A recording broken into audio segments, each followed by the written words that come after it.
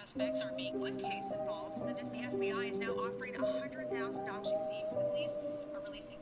Welcome to Missy Mysteries. I'm your host Keely, and this is a paranormal and true crime podcast. I'm excited to be back for this episode where I jump into part 2 of the Borden family. I'm going to be telling you about the haunting of 2 different homes that Lizzie Borden called home in her lifetime. The home on 2nd Street where the crimes against her father and stepmother took place, and her home where she spent the last years of her life. For those who didn't listen to part 1 titled Borden Family Crimes, I recommend you head over and take a listen to that episode to listen to the crimes that took place in the home first. But if you did listen or didn't and just want a quick refresher, on August 4th, 1892, 69-year-old Andrew Borden and his 63-year-old wife, Abby Borden, were found in their home murdered by an unknown attacker. Andrew had been hit in the face and head 11 times with an axe, while Abby was hit in the back of the head 18 times. While investigating the murders, police turned their suspicion onto Andrew's daughter, Lizzie Borden. Lizzie was held for 10 months before she went on trial for the crimes. The trial and the scandal of it all made the media blow this case up.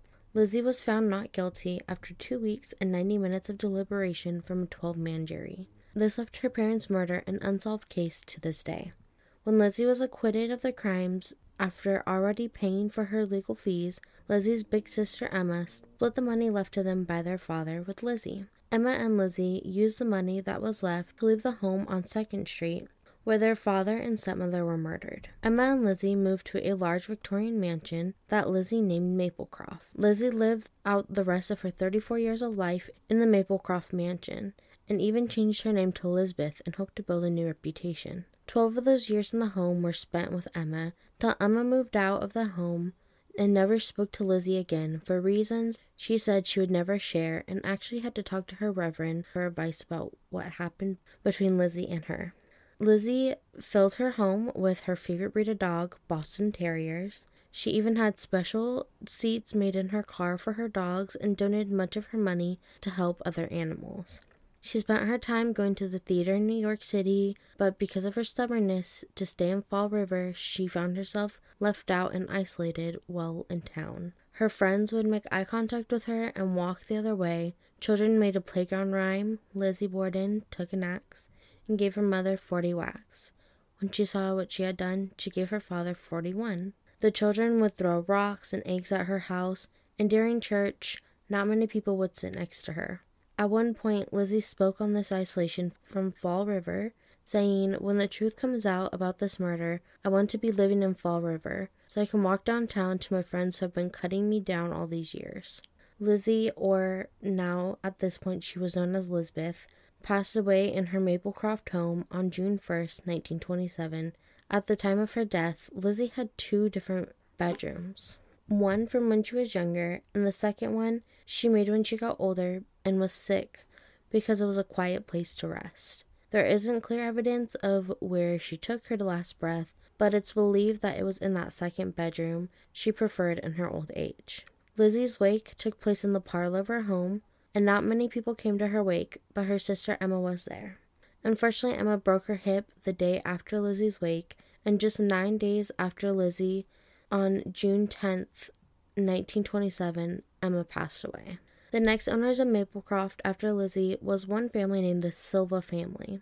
They bought the home in 1940 and owned it till 1970.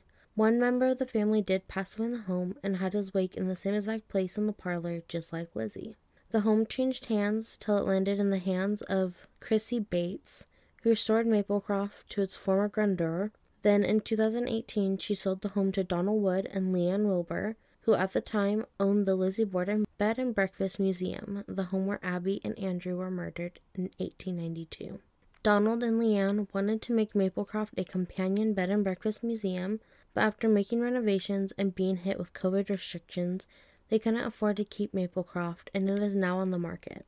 If you would like this 7-bedroom, 3.5 bath, 3,975 square foot home, it could be all yours for just $890,000, and of course some ghostly roommates. Previous owners and families in the home never reported any paranormal activity.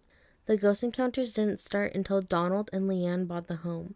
Workers from the Lizzie Borden Bed and Breakfast Museum were sent over to Maplecroft to decorate and set things up to make it possible for tours and overnight guests. As they started to bring in pieces of information such as books and newspapers on the crime against Andrew and Abby, activity in the home started. While working, the employees would hear a female voice and laugh throughout the home. Doors would slam, and one employee named Sue felt someone touch her when no one else was there, as she put the shower curtain up in a bathtub that was actually one of Lizzie Borden's bathtubs from when she lived in the home. Only one paranormal team has been given the chance to investigate the Maplecroft mansion. The paranormal team is Amy Bruni and Adam Berry from Travel Channel's paranormal investigation show Kindred Spirits. Amy said, "I think what shook us the most is how chatty Lizzie or Elizabeth actually was. I don't think we've ever had such a long, in-depth conversation with a ghost." During their investigation, they invited Chip Coffey, a renowned psychic, to join them at Maplecroft. To keep the home location private and to prevent any facts he may already know about that location, they had Chip meet them at a secondary location and blindfolded him. When entering the home, Chip felt overwhelmed by a mix of emotions that he couldn't control. The ones he felt most were sadness and anger. Chip told Amy and Adam that the spirits of the home were not happy with the team being there. He also picked up on death and sickness in the parlor room where Lizzie and one of the members of the Silva family had their wake. After Chip had walked through the home, he joined Amy and Adam for an EVP session. During the EVP session, they asked who was in the home and believed the spirit answered Lisbeth. After this, they met with a historian who explained to them that Lizzie's new name was Lisbeth. This is when Adam and Amy made the decision to remove all items from the home that had the name Lizzie or had to do with the murders. As they removed the items, they explained to her why they were removing them, telling her this is not who she is and that they had respect for her. They then had their last and very powerful investigation. Adam sat downstairs asking questions to the spirit through a walkie-talkie, while Amy was upstairs with the spirit box. This is one of the devices where you can hear the spirits respond in real time.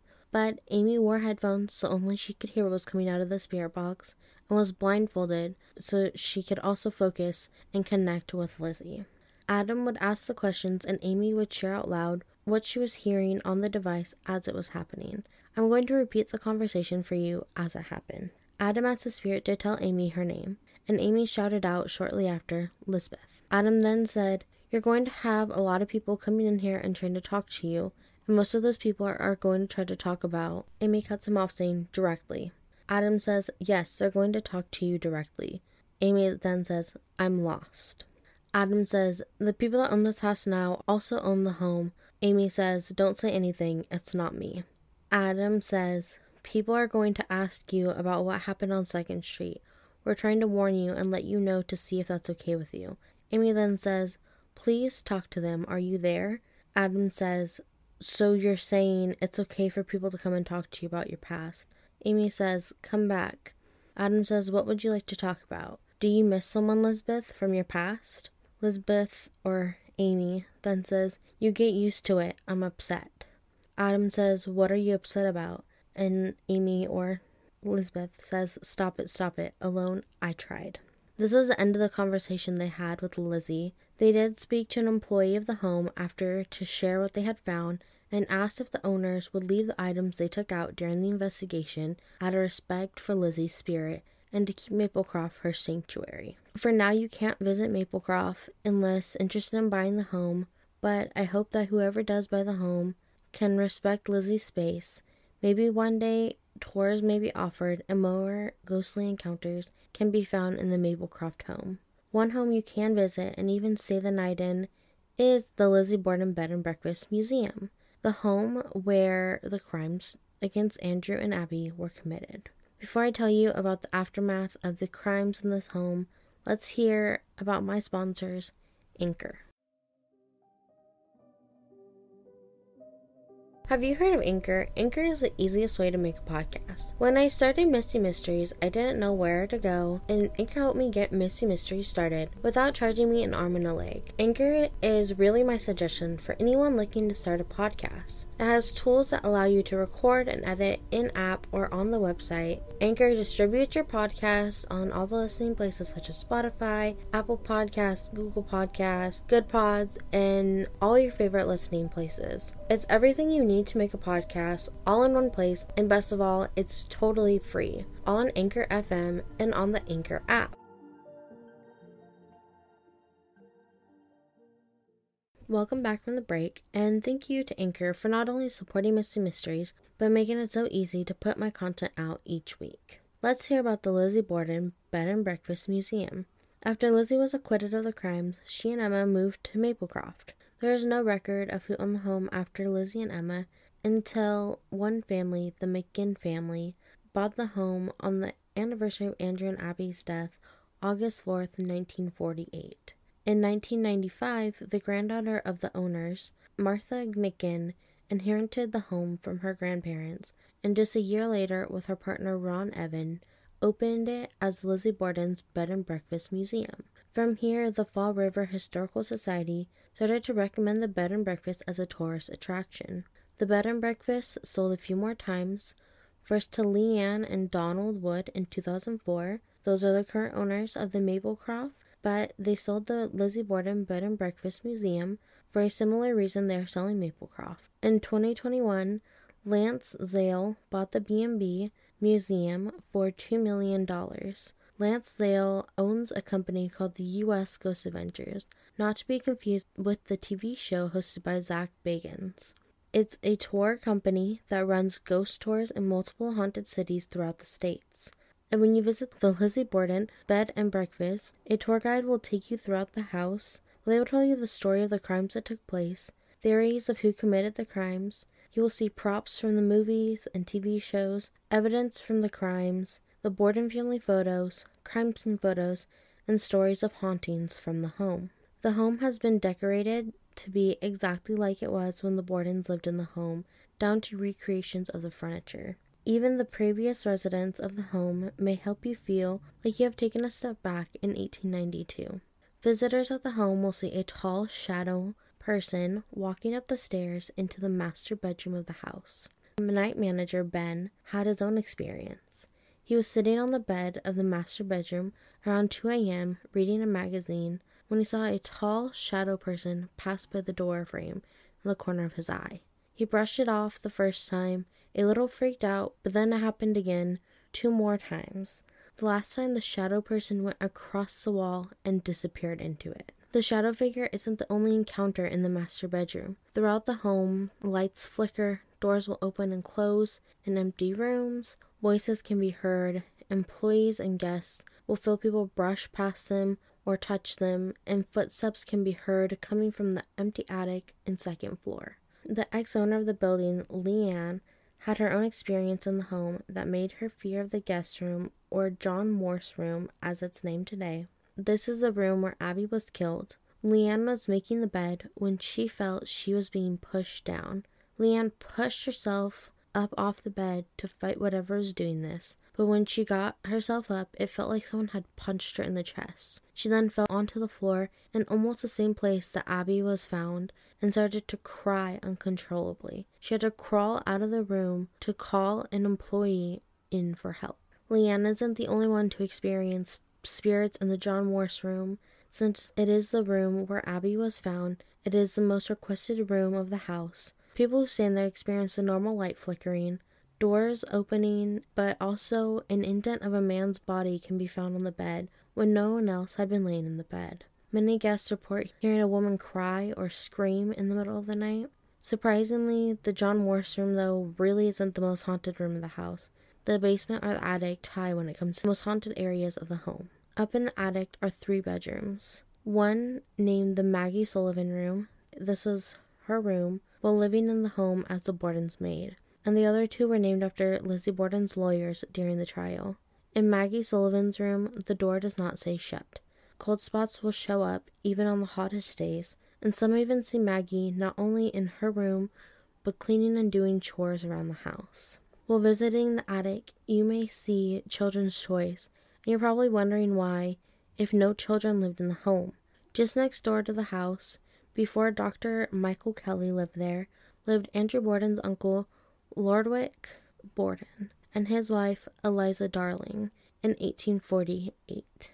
The two had 3 children, Maria, the oldest, Eliza Ann, 2 years old, and an infant named Holder. Eliza Darling was suffering from awful postpartum after giving birth to 3 children so closely together. Postpartum got the best of her. One day, while Lordwick was away, Eliza took her 3 children to the basement.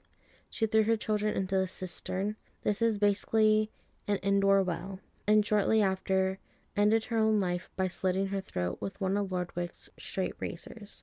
When Lordwick got home, he found his wife and children. Sadly, the 2 youngest, Holder and Eliza Ann, had passed away, but Maria survived.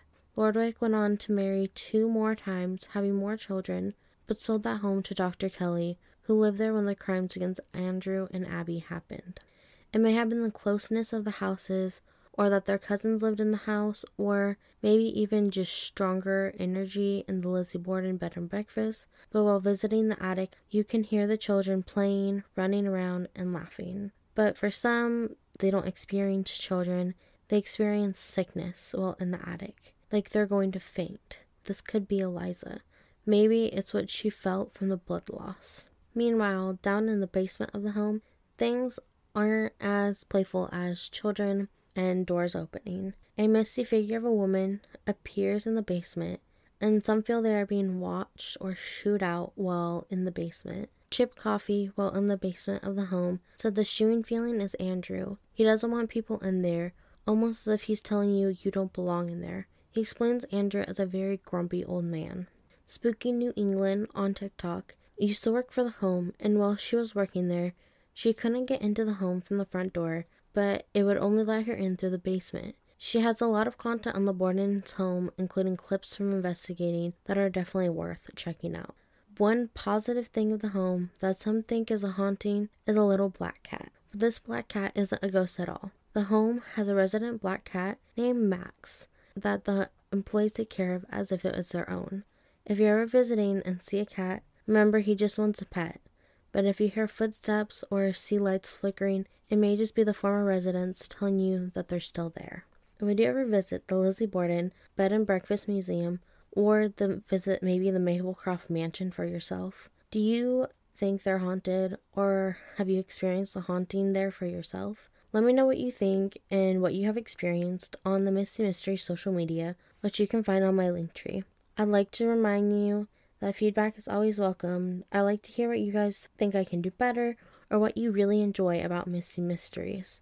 If you love Misty Mysteries and you haven't already, please check out the merch store that is full of comfy sweaters and shirts that has mugs and masks. Overall, I put a lot of work in, and I really enjoy wearing the merch myself. It's very comfortable and very nice looking. Please go check out the merch store. Until then, I will see you next week. Stay safe and stay hydrated.